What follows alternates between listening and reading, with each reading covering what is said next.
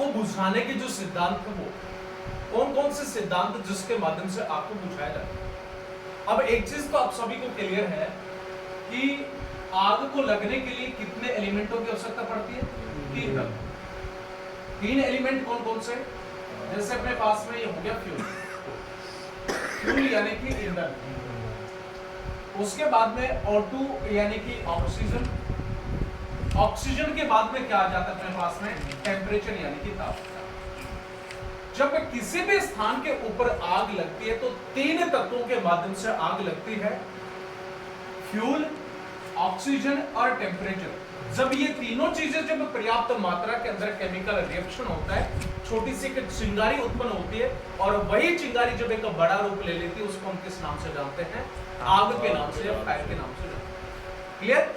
अब इसमें से जैसे आग को बुझाने के तत्व की अगर हम बात कर लें, आग को बुझाने के जो टोटल एक्सटिंग्विशिंग मेथड है वो तीन होते हैं। सबसे पहले जो मेथड आ जाता है कूलिंग।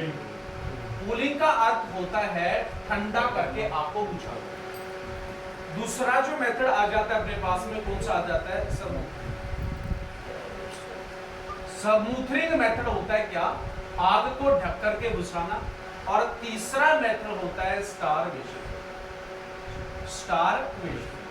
ठीक है, स्टारवेशन मेथड।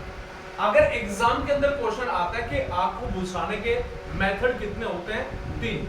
आग को लगने के लिए भी तीन एलिमेंटों की आवश्यकता पड़ती है, तो बुझाने के लिए भी कितने की? तीन एलिमेंटों की आवश्यकता पड़ेगी। अगर हम यहां से फ्यूल की सप्लाई को कट कर दें तो कौन सा मेथड होगा? ऑक्सीजन की सप्लाई को कट कर दे तो कौन सा मेथड होगा? टेम्परेचर को कम कर दे तो कौन सा मेथड होगा? जनरली एक चीज हम सीखते हैं, चूल्हे के अंदर जो आग लगती है उसके ऊपर हम सीधा क्या करते हैं? पानी अप्लाई करते हैं। पानी अप्लाई करते तो वहां पे क्या हो गया? टेम्परेचर कम हुआ। टेम्परेचर क्या हुआ? कम। तो टेम्परेचर किसके माध्यम से कम हुआ? पानी के माध्यम से। तो डायरेक्ट हम बोल सकते हैं कूलिंग मेथड क्या होता है? जिसके माध्यम से हम आग को या टेम्परेचर को कम करके बुझाते हैं, वो मेथड कौन सा हो जाता है? Cooling method. Concept clear?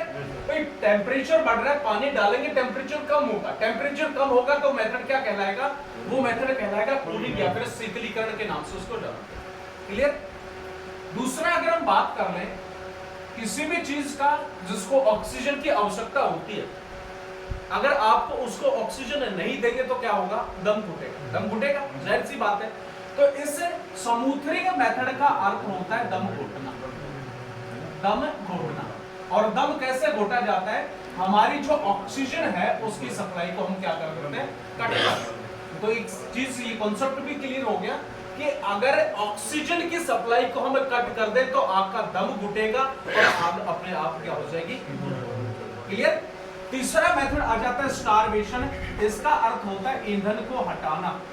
ईंधन को हटाना। ठीक है, ईंधन को हटाना।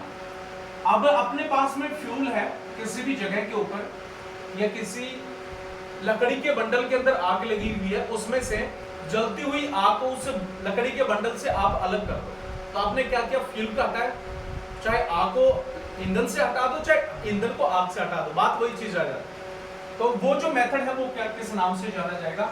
वो जाना जाएगा स्टारवेशन मेथड के नाम से। ठीक है, तो आग को बुझाने के मेथड कितने होते हैं? तीन। आग को लगने के तत्व भी कितने हो जाते हैं? ठीक है।